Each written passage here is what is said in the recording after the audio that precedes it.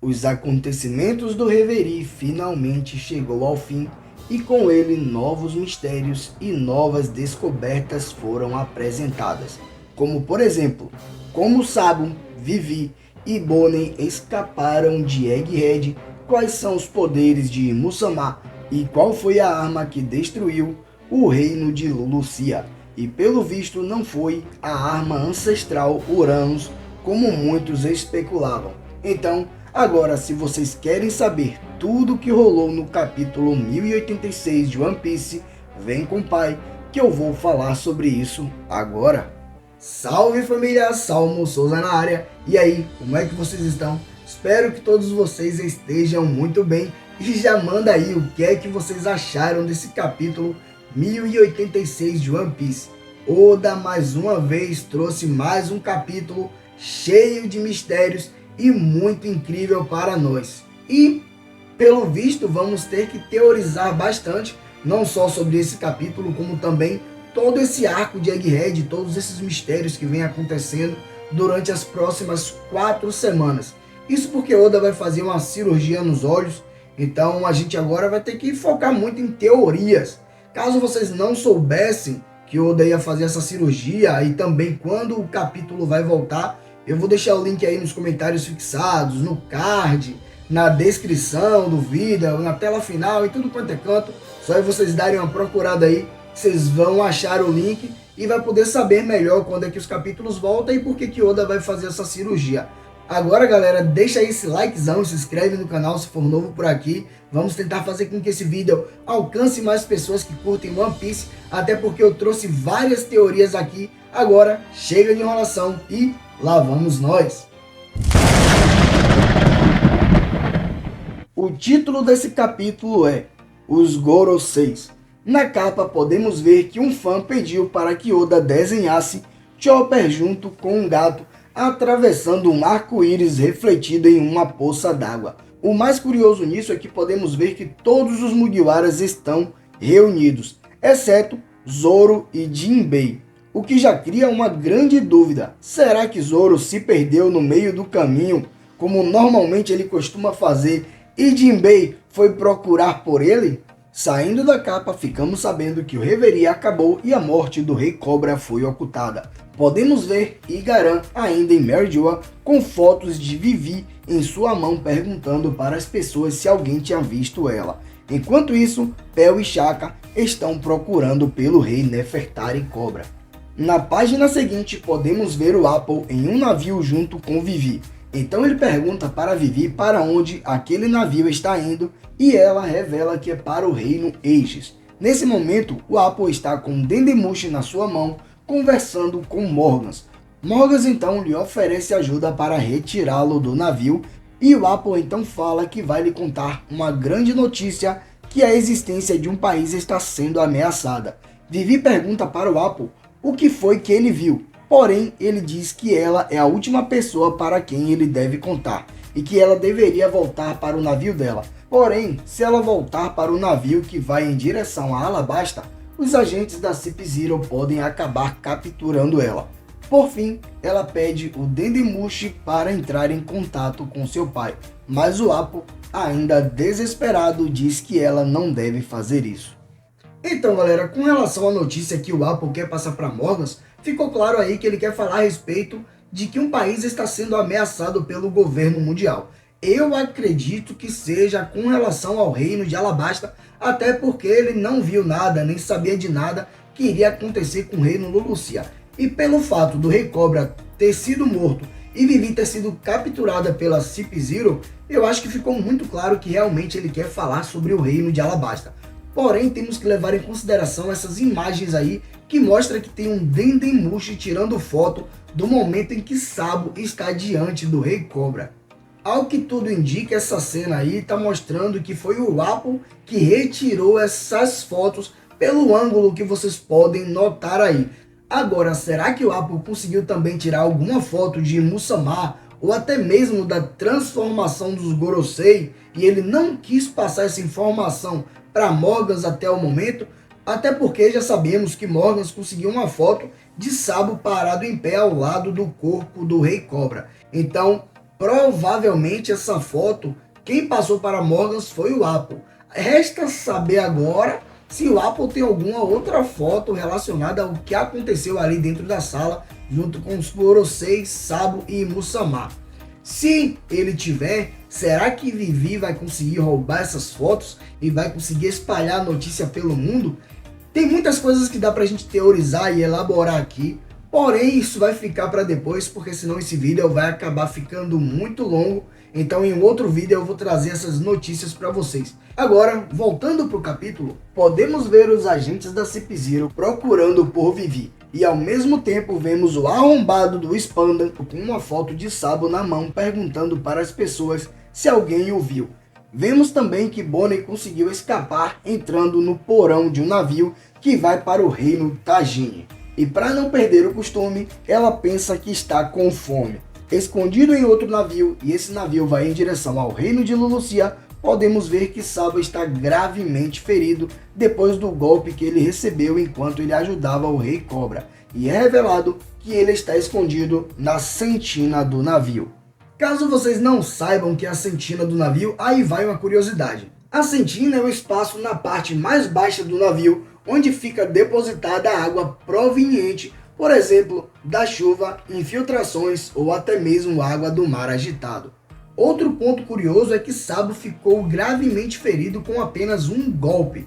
Isso prova quão poderoso é essa pessoa que atacou Sabo, que muitas pessoas acreditam que foi Imu-sama. Voltando para o capítulo novamente, podemos ver que os Gorosei estão reunidos e eles estão discutindo a respeito de Sabo, pois ele deve ser alguém importante, já que ele está rodeado por pessoas que têm o D em seus nomes. Eles então recebem uma ligação de Moussama e ele deseja usar uma arma que Vegapunk criou, e o nome dessa arma é Mother Flame. Os Gorosei então pensam onde podem testar a arma. Eles então falam, poderia ser no mar ou então em uma floresta. Porém, Imu-sama decide que ela deve ser usada no reino de Lulucia. Um dos Gorosei ainda até menciona que existe muitas pessoas por lá, mas Imu-sama não tá nem aí e todos os Goroseis acatam a ordem dele, dizendo que farão como o Criador do mundo desejar. Então galera, nessa cena aí a gente já tem alguns pontos interessantes, como por exemplo, a gente acreditava que a arma que tinha destruído o reino Lulucia tinha sido a arma ancestral Uranus e que ela deveria estar sob posse de Imu-sama. Porém, essa hipótese está quase que descartada. E por que eu digo quase? Eu criei uma teoria aqui no qual eu acredito que muito provavelmente Uranus, pelo fato de ser uma arma antiga, pode ter dado algum tipo de defeito. Mais pra frente eu vou tentar explicar isso novamente em uma outra cena que vai acontecer aqui. Porém, levando em conta que ela tenha dado algum tipo de defeito, Imu-sama pode ter mandado que os Gorosei falassem com Vegapunk e pedisse para Vegapunk criar a arma ancestral Uranus sem nem mesmo Vegapunk saber o que ele estava fazendo, até porque, por mais que ele conseguisse criar algumas coisas do século perdido, ainda assim ele não tinha noção do que aquilo iria fazer até depois que ele testasse. Então pode ser que Vegapunk tenha criado a arma ancestral Uranus sem nem mesmo saber, assim como a gente sabe que a arma ancestral Pluton pode ser construída, era um navio de guerra e Frank tinha as plantas dele. Então, quem sabe Uranus, no caso a cópia de Uranus, pode estar na mão de Imu-sama nesse exato momento. Mais pra frente eu vou explicar isso novamente. Outro ponto interessante aí também é a menção dos Gorosei, pois eles falam que Imu-sama é o criador do mundo. Isso aí, essa frase, ela meio que me pegou assim, porque eu fiquei tentando entender, será que Imu-sama é um deus? Será que Imu-sama é algum tipo de criatura diferente que não era um humano? Eu tô com isso em minha cabeça. Ou então, o mais provável, pode ser que como Imu-sama meio que reformulou as coisas do mundo, ele meio que mudou a ordem de poder do século perdido para o século atual, então pode ser que eles estejam se referindo a isso, como se eles quisessem dizer que Imu-sama é o criador do novo mundo, digamos assim, um exemplo. Mas voltando para o capítulo, vemos que um dos Gorosei pergunta por que testar a arma no reino de Lulucia, e Imu-sama responde que é somente porque o reino está mais perto. Eu acredito que essa ideia foi uma jogada de mestre de Imu-sama pelo fato de Saba estar gravemente ferido. Então ele precisaria ir para o reino mais perto para que assim ele pudesse tratar dos seus ferimentos. Então, muito provavelmente, Muzsamá deve ter pensado assim, o reino está perto, Saba está ferido, vamos então destruir esse reino, porque se ele for para lá para tentar se curar, a gente mata 2 coelhos em uma cajadada só. Porém, há um problema nisso aí, já que um dos Gorosei diz que a arma precisa ser preparada e isso iria levar um tempo. Nesse momento, os Gorosei são apresentados. Deus da Guerra da Defesa Científica, São Jai Garcia Saturno. Foi ele quem disse que a arma criada por Vegapunk ainda precisaria ser preparada. O Gorosei Deus da Guerra do Meio Ambiente se chama São Marcos Mars. E ele diz, eu era goleiro do Palmeiras. Opa, não, pera, São Marcos errado. O Gorosei São Marcos então diz, os cidadãos do reino Lulusia estão mostrando sinais de rebelião. O Gorosei, Deus da Guerra da Justiça, São Topman Valkyrie, responde, destruir Lulusia talvez seja bom para servir de exemplo. O Gorosei, Deus da Guerra das Finanças, Santo Etambarão Vinasujuro, fala, de qualquer forma, podemos usar essa arma quantas vezes quisermos no futuro. E o Gorosei, Deus da Guerra da Agricultura, São Shepherd Júpiter diz, ei nerd, Trunks, Peter aqui. Opa, mais uma vez, Peter errado. E aí, Nerd Trunks, Peter aqui é bomba! O Gorosei, São Shepherd diz, essa arma colocará um ponto final a conflitos duradouros e resistentes. E para finalizar essa cena, Muzsamá diz para os Gorosei que ele quer a princesa Vivi. Então galera, nessa cena aí já temos algumas coisas sendo reveladas de interessante. Como por exemplo, o nome dos Gorosei, que fazem referência a alguns planetas do nosso sistema solar. E isso aí a gente meio que já teorizava há muito tempo, desde que tinha sido apresentado o nome do Gorosei Saturno.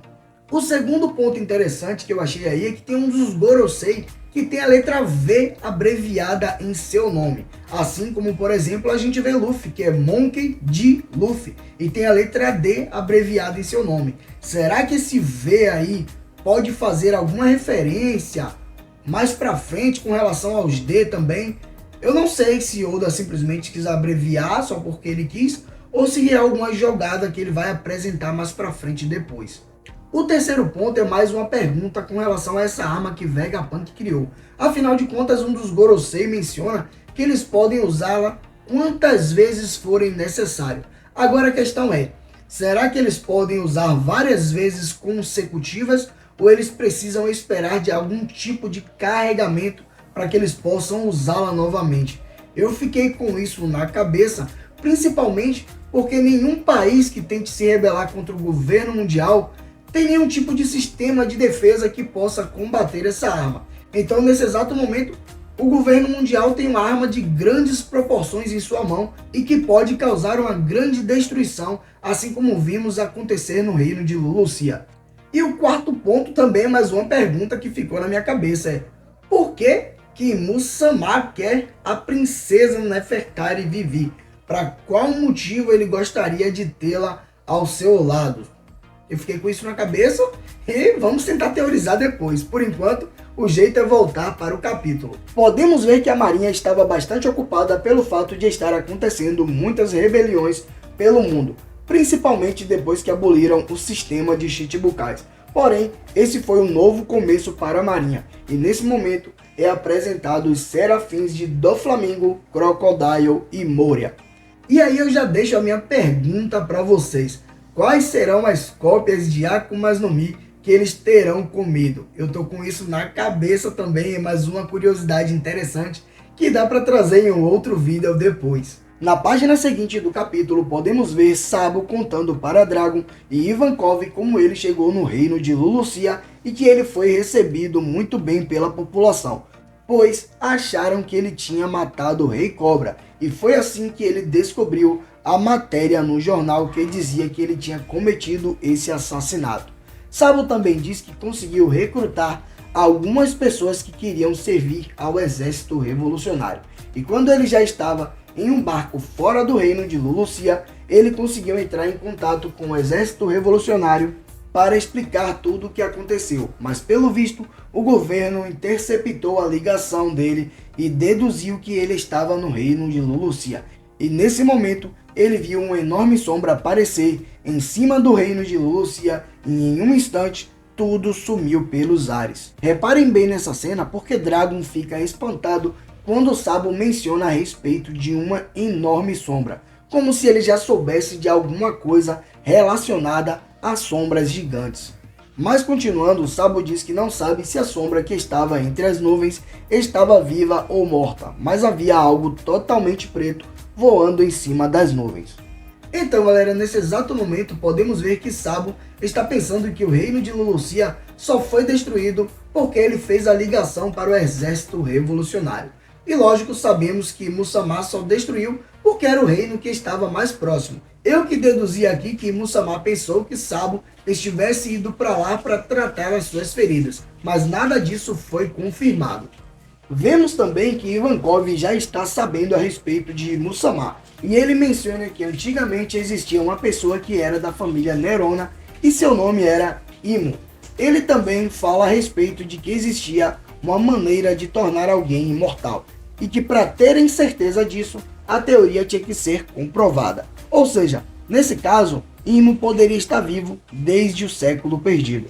E quem sabe agora ficamos sabendo que ele era da família Nerona. Porém, será que é o mesmo Imu-sama? Ou será que é outra pessoa? Quem sabe pode ser alguém que tenha se apoderado desse nome. Quem sabe tenha matado o verdadeiro Imo da família Nerona. Tem muitas coisas aí que dá para teorizar novamente. Esse capítulo foi incrível. Mas, voltando novamente para o capítulo, Ivankov continua falando e agora menciona a respeito da coisa que Sabo viu destruir o reino de Lulusia, pois poderia ser uma arma que só Vegapunk poderia criar. Porém, como Dragon não acredita na possibilidade de Vegapunk criar uma arma de destruição em massa, então Ivankov cria outra teoria e diz que essa arma então poderia ser uma das armas ancestrais. E Dragon pergunta, já que o governo mundial sempre teve uma arma assim, por que eles nunca a usaram antes?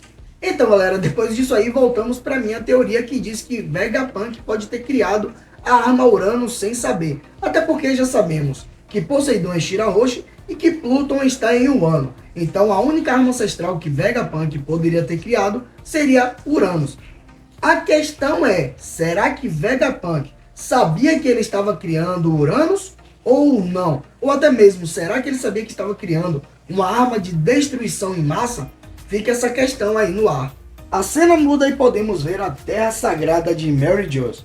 Notamos que tem muitas pessoas sem ter muita coisa o que comer e estão reclamando que não tem pão e nem comida e que eles só têm bolo para comer. Porém, uma notícia mais impactante é revelada. Ficamos sabendo que um Tenryubito foi executado, porém essa notícia não foi espalhada pelo mundo. O Tenryubito que foi executado foi São Don Quixote Mijosgard. Ele era o Tenryubito que lutava pela liberdade dos Tritões. Quem o executou foi o antigo rei de uma terra chamada God Valley. Atualmente, ele é o comandante supremo dos Cavaleiros Sagrados, e o seu nome é São Figarland Garling. E ele diz que aqueles que defendem os lixos são piores do que lixos. Então galera, mais algumas coisas interessantes sendo mostradas aí pra gente. Primeiro, com relação a esse comandante dos Cavaleiros Sagrados, pois ele é o único que pode julgar um Tenryubito. Lógico, além de Muzama, provavelmente, porém como ninguém conhece Muzama, então fica a critério desse comandante dos Cavaleiros Sagrados julgar. Outro ponto interessante é o nome de Mijosgard, pois ele é da família Don Quixote. E aí fica aquela questão, será que ele é parente de Doflamingo? E por falar em parentesco, será que esse comandante dos Cavaleiros Sagrados, Figarland Garling, tem algum tipo de parentesco com Shanks? Será que ele pode ser até mesmo o pai de Shanks? Isso porque foi revelado que ele era um antigo rei de God Valley. E nós sabemos que Shanks foi achado em God Valley quando ele ainda era um bebê.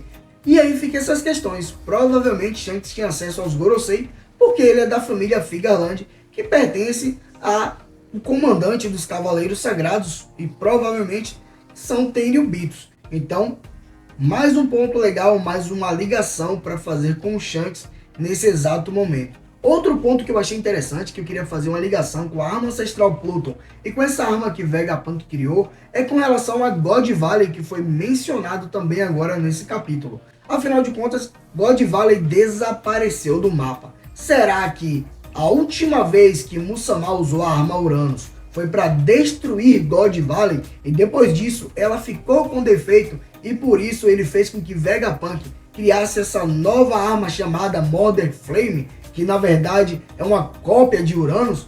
Eu achei esse ponto aí que dá para fazer essa ligação que é bastante interessante. Não sei se vocês concordam comigo, já deixa aí nos comentários. Já fiz várias perguntas aqui, então vocês podem comentar à vontade aí. Afinal de contas, foi assim que finalizou o capítulo e agora a gente vai ficar 4 semaninhas aí sem One Piece, então só vai restar teorizar. Então galera, como vocês já sabem, por enquanto isso é tudo. Eu fico por aqui, um abraço e fica com Deus.